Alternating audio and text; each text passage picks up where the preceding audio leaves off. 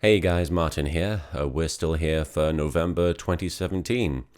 And I just want to take a moment, as I often forget to reiterate what We're Still Here is all about. We're Still Here is a series I started, I want to say back in 2015, but I can't be completely certain. I think it might have been late 2014, probably 2015.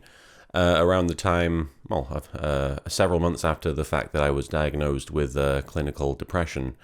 And it's something that it's still ongoing. It's not nearly as bad as it was, thanks to treatment and thanks to actually a lot of support from friends and family and a lot of support from you guys. And I do want to give a shout out to everybody. That doesn't that doesn't make sense, but I do want to make special note of the fact that you guys have been here for me throughout this whole thing, and it's been not a small part of my recovery has been just talking to you guys.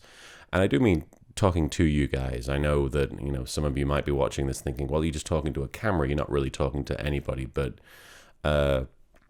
getting to open up and talk without fear of reprisal, if that makes sense. Talk without worry about like judgment necessarily. It's easier to do that when I'm talking to the camera for some reason than it is talking to a lot of people in real life. I actually have to apologize just because I don't think I've been as forthcoming about my current experience with depression as I have been in previous entries of We're Still Here, which is a show about documenting not just my progress but my recovery, but also just sometimes how depression affects me, not necessarily how I combat it, but just how it combats me. And I don't talk as much these days about my unique experiences. I've been talking a lot more about depression in general, but I feel like it does help to talk about that, just for the sake of sometimes an audience that doesn't necessarily have a specific experience with depression themselves. Sometimes they just want to understand the concept of depression and how it works. And because it is kind of confusing, it is kind of, even when you're in the thick of it, it can be something that is, it's like fire, it's unpredictable, it's unruly, it's uncontrollable.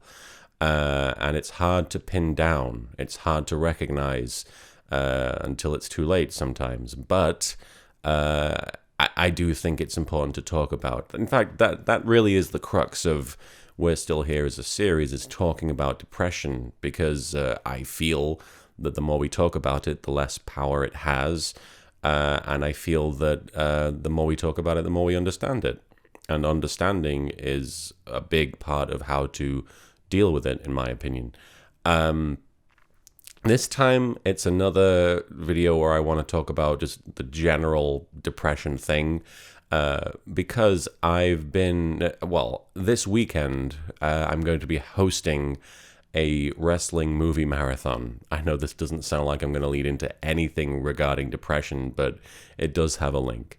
I'm showing some friends of mine a couple of wrestling movies.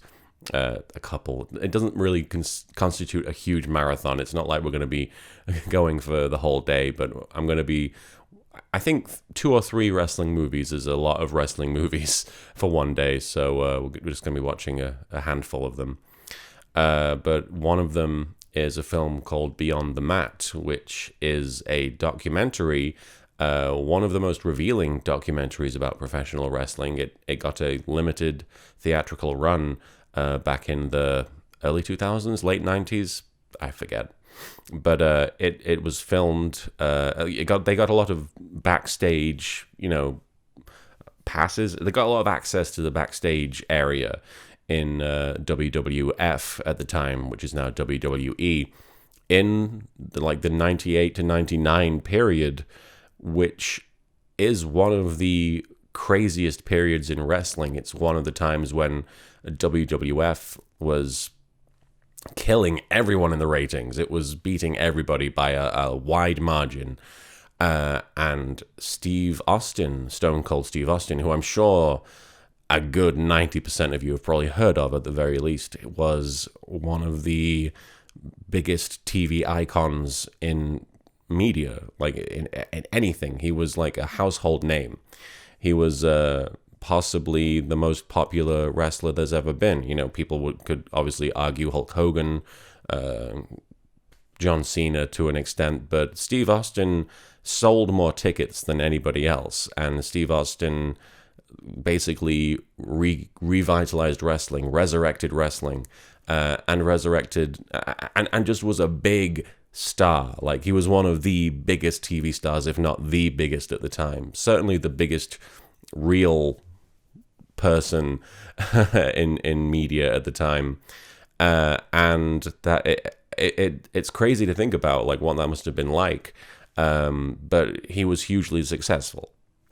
Now, there's a scene filmed backstage in Beyond the Mat, this documentary, where Steve Austin shows up briefly on the cameras backstage. Like, he interrupts a conversation between Mick Foley and somebody else.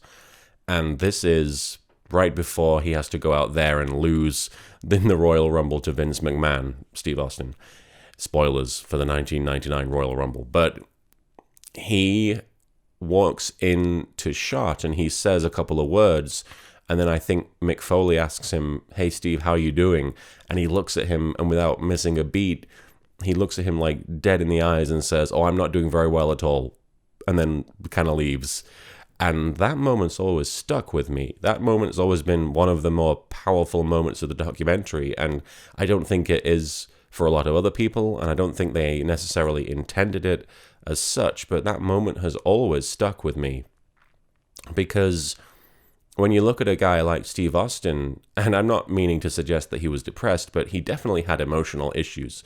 But when you look at a guy like Steve Austin, and you look at the amount of success that he has, when you look at the amount of, you know, the sheer number of people who would cheer for him if he did literally anything when he walked through that curtain, the number of people who would have given anything to be him, like he was and still is a very enduring and popular figure in media, you know, for better or worse. And I understand a lot of you may not like him. I'm not trying to say one way or another if I support the man. I'm just trying to establish that, yes, he was very popular at the time and still retains a lot of that popularity.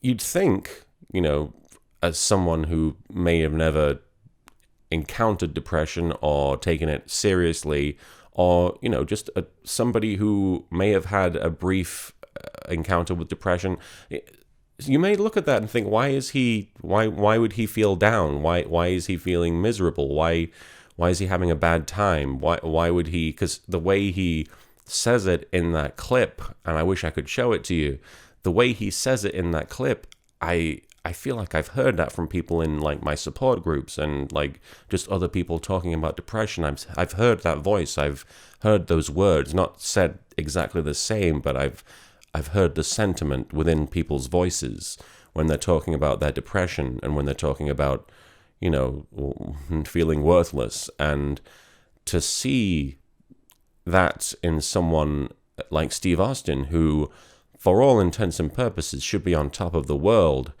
that's incredibly telling to me. That's incredibly powerful, just because it shows something that I've said many times in recent memory, especially whenever there is the unfortunate circumstance of a celebrity suicide, or, you know, just a popular figure, you know, being depressed and talking about it openly, and there are people who try to discount it. Success just doesn't fix the problem. Success doesn't even begin to act as any kind of like solution, like at the beginning of a solution. It doesn't treat anything.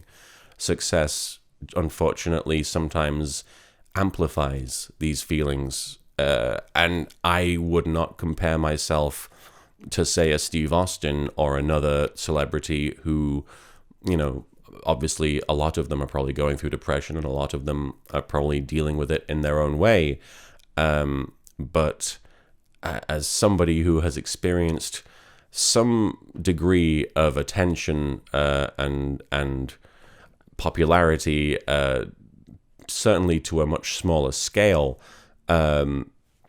Whenever I find myself confronted by, crowds of people at these shows, I'm always thinking in the back of my mind these days, I don't want to say always, but until recently, it's certainly been a constant thing. Whenever I see these people looking at me expectantly, or like coming up to me and asking me questions and listening to me, and whenever I find myself in that situation where I have to, where I have to meet their expectations, I always find myself thinking, oh, I'm letting everybody down. Oh, I don't deserve this. Oh, and somehow seeing the work pay off, somehow seeing everything that I've done result in this attention and this passion from other people makes me think, oh, well, I obviously don't belong in this situation. I'm mistaken if I think any of these people are here because of me. They're here because of something else. And my brain sometimes just won't let me enjoy that, and it won't let me accept that, and it won't let me appreciate the work that I've put into trying to, entertain, I guess. I'm really struggling to not sound like I'm boasting. I guess one of the reasons I want to talk about this is, well, first of all, the obvious one, and I'm sorry for knocking the camera, the obvious one is that anytime a celebrity kills themselves or talks about having suicidal feelings or depression, there are people who say, oh, get over it. Why do you feel down? How could you possibly hate yourself when there are these people cheering for you? And there are people who think that they're ignoring their fans and being, tunnel visioned because they're not paying attention to how much they're loved. And I understand the frustration. I understand the confusion. But at the end of the day, when you see a room full of cheering fans, this person may see a room full of people who resent them. Like, cheers can very easily sound like boos to somebody with depression. And sometimes even like somebody coming up to you and saying, oh, thank you so much for what you do, that sounds like there's a hidden, but why aren't you doing it more? Or, but why haven't you been as good as you used to be? Or, but there's so many buts that depression presents you with, which now that I'm out of context, that sounds kind of cheesy, but it's true. And there was an entry of We're Still Here that I posted earlier in the show's run where a guest speaker, and I don't mean to call any criticism on their entry whatsoever, but I did feel a little concerned about some of the things they were saying, because it wasn't one that I posted, but it was one where we had somebody featured within the We're Still Here, and they said they were talking about their experiences with depression, which I empathized with a great deal, and then they said, and then I got cast in this show and things got better. And I was like, I don't want to encourage the idea of success and being rewarded for your work solving anything in relation to depression, because depression is a very internal struggle. It's a very internal ordeal, and you can't fix it by by receiving anything externally. I mean, obviously medication helps a great deal, but I just, and again, I'm not questioning or discounting anything this person said, but I just have always in the back of my mind thought I don't want to give people the impression that if they're depressed and then good things happen to them, that it fixes it. It doesn't fix that problem. Success is not any kind of fix for depression. And I've said at times it makes it worse. At times sitting with success can make you feel like you're not worthy of it if you're depressed. And that just makes you feel like, because you're constantly reminded of it in the situation of, say, a big time celebrity or pop star, you're constantly having to be reminded of your success. And with a voice like depression in the back of your mind, you're constantly being reminded that you don't deserve that, and that you're filling somebody else's shoes that would be much more deserving of it. So I always wanted to be very clear that I don't, when people look at me, and they do look at me and say, oh, Lil Karibo, he's a popular YouTuber and he whines about wanting to end his life and how depressed he is.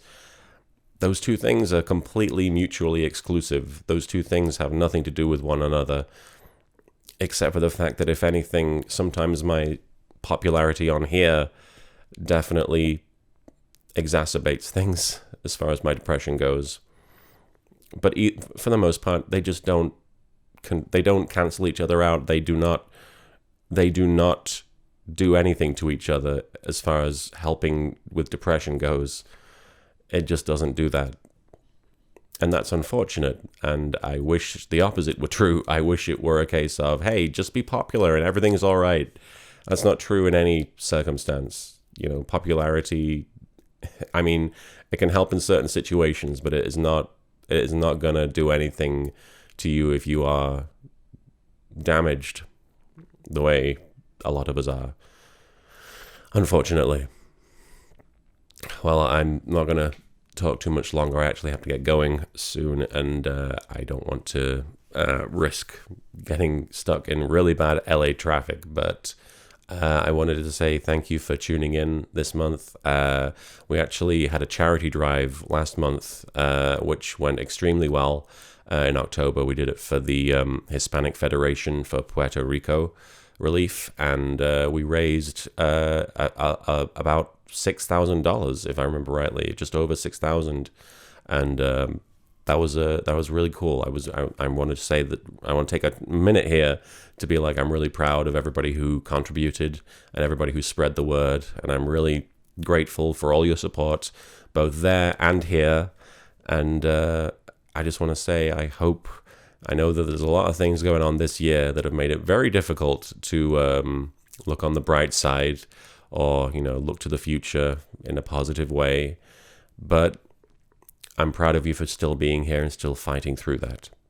So I just wanted to say thank you for that. And I'm very proud of you, and I'll see you next time.